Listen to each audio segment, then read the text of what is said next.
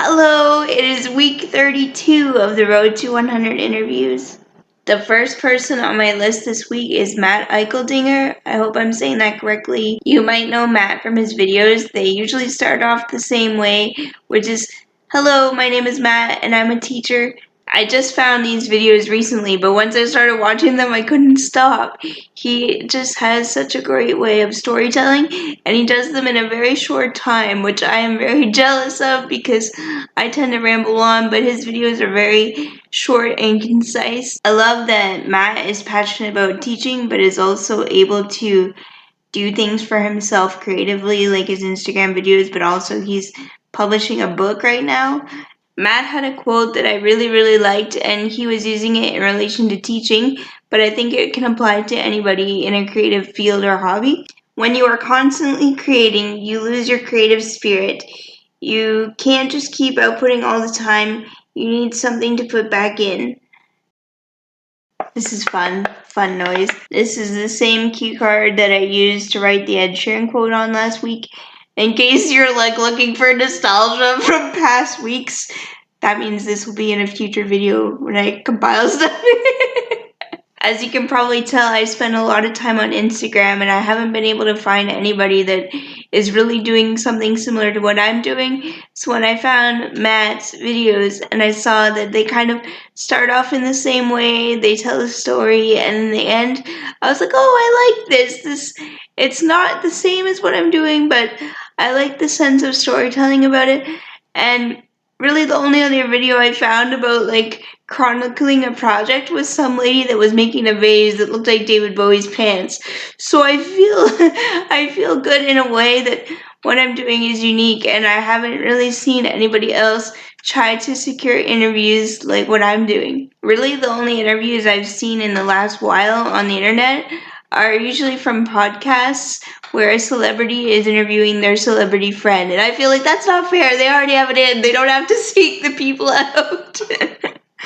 Is that better? Yes, that's good. Awesome. So we're just waiting on Ralph, I guess. It's still a few minutes early. He'll be right on time, I'm sure. That's okay. Yeah. How are you doing? Good, how are you? I'm good. You look just the same as I remember you. You too. Well, that's good. It was like 20 years ago. Almost. Yeah. So I knew we were going to do this interview, and I found my book. I Tiny Lucy. Oh my gosh. You know what? I got was just thinking 4. That's awesome. I can't believe you still have that. I keep everything.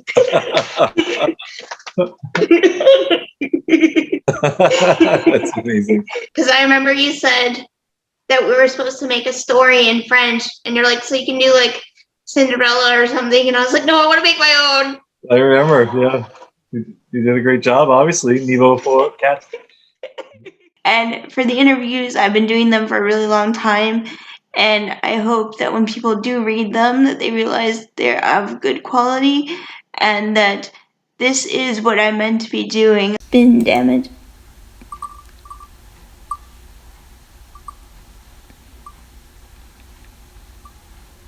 Yeah, Lucas Cruikshank. You might know him as Fred. That's another one where he had repetitive videos because every video would start with, hey, it's Fred. I feel like I spent all of my free time in high school watching Fred videos, and we had dial-up back then, so that was saying something. The last person on my list this week is Eric Alper. He is one of the best known publicists in Canada, and he made it possible for me to interview Fred Penner and Crystal Shawanda earlier this year. And since most of these interview requests go through publicists, I thought it might be interesting to actually interview one. Fred Penner said that I did a good job. I think Towgood said I did a fabulous job, and Carlos Bustamante said I did a wonderful job. So I think that kind of reflects, that's the kind of reaction that I want. So I hold that very closely, that Fred Penner said that I did a good job, because I felt like I did try extra hard to pay attention and not be silly when I was talking to Fred. I felt like I sat up straighter, and then at the end he was just like, peace, after doing a very serious interview with me, and I just died laughing.